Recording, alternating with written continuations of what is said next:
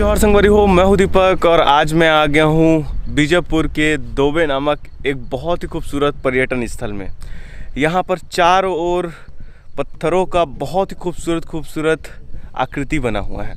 इसे देखने से ऐसा लगता है कि ये मगरमच्छ है, टाइटैनिक जहाज है, सांप है, यानी जो इमेजिन करेंगे उस तरह की कलाकृतियाँ, उस तरह की आकृति यहाँ पर बनती जाती है। बहुत ज़्यादा खूबसूरत है और इसके पीछे कई किंवदंतियाँ हैं, कई जनश्रुति है जो यहाँ के गांव वाले बताते हैं। तो चलिए आपको यहाँ के बारे में बताते हैं, यहाँ घुमाते हैं।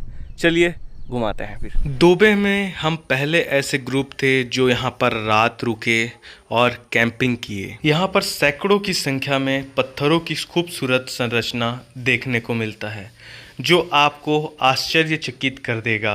यहाँ पर पत्थरों के बीच से कई छोटी बड़ी नदियाँ बहती हैं जो आपके मन को आनंदित कर देगा।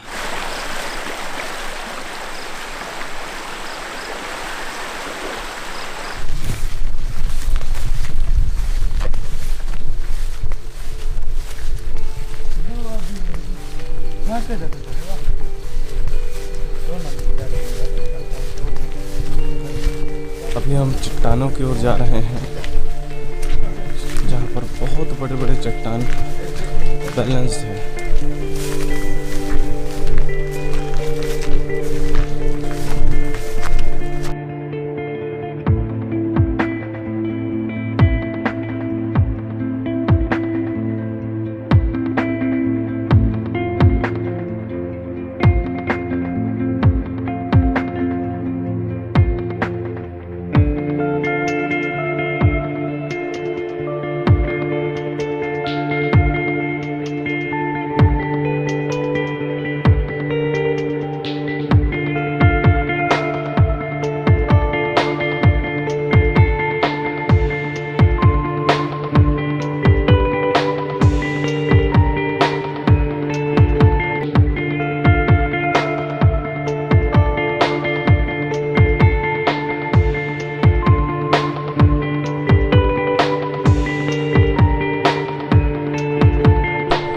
दोस्तों यहाँ पर एक खोल है। जो ग्रामीण हैं या पहले के जो लोग थे वो इसी तरह के खोल में रहा करते थे, यहीं पर खाना बनाते थे।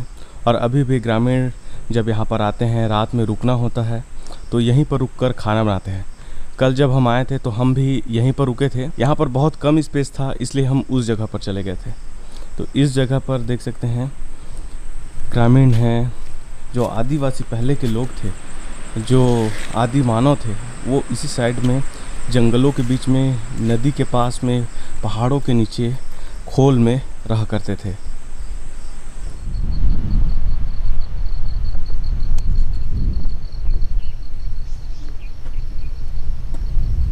अभी हम यहाँ के सबसे बड़े पत्थर के ऊपर हैं। तो यहाँ पर बहुत सारे पत्थर दिख रहे हैं, देख सकते हैं।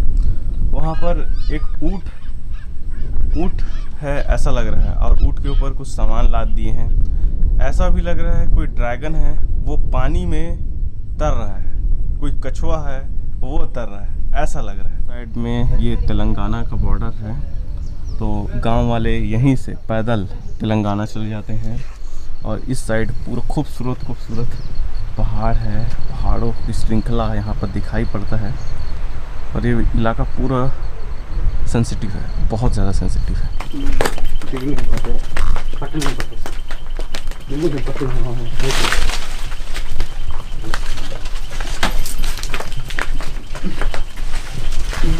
बारिश के टाइम में आए हैं तो घास बहुत बड़ा हो गया है, इस कारण से इन पत्थरों का खूबसूरती थोड़ा सा कम नज़र आ रहा है, पर अभी भी बहुत खूबसूरत लग रहे हैं।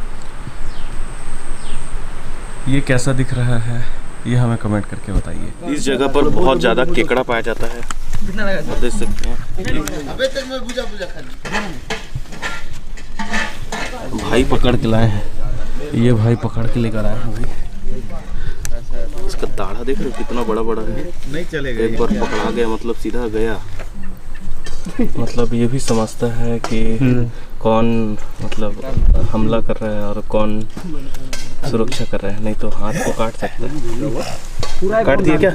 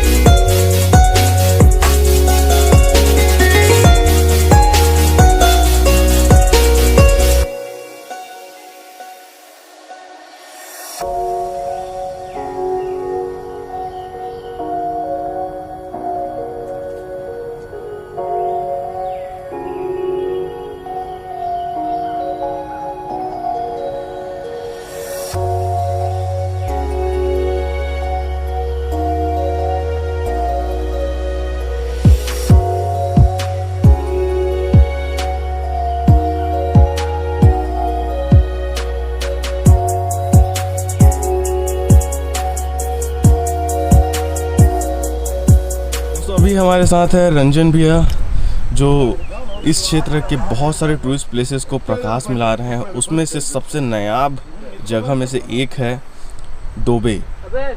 रंजन भैया, ये दोबे के बारे में बताइए। देखिए दीपक जी, आपको जब आप बीजापुर की ओर बढ़ रहे थे तो मैंने पहले कहा था कि दोबे हमारे लिए भी एक नया एक्सपीरियंस हो सकता है जी। दोबे के बारे में पहले हमने सुना था कि यहाँ इसे एक आमतौर पर पत्थरों का गांव कहा जाता है, तो यही एक वजह थी, जानने के लिए जिज्ञासा थी कि पत्थरों का गांव क्यों कहते हैं। जब हम पहुँचे, आप भी हमारे साथ पहुँचे, और यहाँ पहुँचने के बाद हमने खुद देखा, अपनी आँखों से देखा कि वास्तव में जो स्टोन्स है, जो रॉक्स है यहाँ पे, उनकी संरचना, उनकी कलाकृतियाँ वाकई बेहद नायाब है। प्रकृति ने इसे बड़े फुर्सत में शायद संवारा हो। और सबसे दिलचस्प बात कि हर जो भी कलाकृति है पत्थर की, वो एक ही शैली में निर्मित है। हो सकता है कुदरत की किसी तरह की नायाब कलाकृति हो, और लेकिन ये छोटे और बड़े पत्थर जिस तरह की संरचना में आपको देखने को मिल रहा है, शायद ही मैं बोलता हूँ छत्तीसगढ़ में, अपनी तरफ से दावा कर सकता हूँ कि छत्तीसगढ़ में शायद कोई ऐसा स्पॉट हो जहाँ इस तरह के पत्थरों की एक बड़ी संरचना मौजूद हो। और इसके अलावा सुबह का ये वक्त है, आप भी मेरे साथ बने हुए हैं, आप खुद देखिए दोबे की खूबसूरती। चारों तरफ पूरे जंगलों के बीच से कोहरे की ओट में समा रही है जंगल, और जो ठंडी हवाएं है वाकई इस जगह को काफ़ी बेमिसाल और खूबसूरत बनाती है। शायद लोगों को अट्रैक्ट करने के लिए इससे बेहतर और कुछ ना हो। यहाँ पर किस किस तरह का आकृति बन रहा है भैया? देखिए पत्थरों पर जनरली हम देख रहे हैं कि एक तो आकृति सभी एक समान की, लेकिन कई सारी क्या है, एक जहाज की तरह आकृति है, और ऐसा देखने से प्रतीत होता है कि शायद कोई खगोलीय घटना यहाँ घटी हो।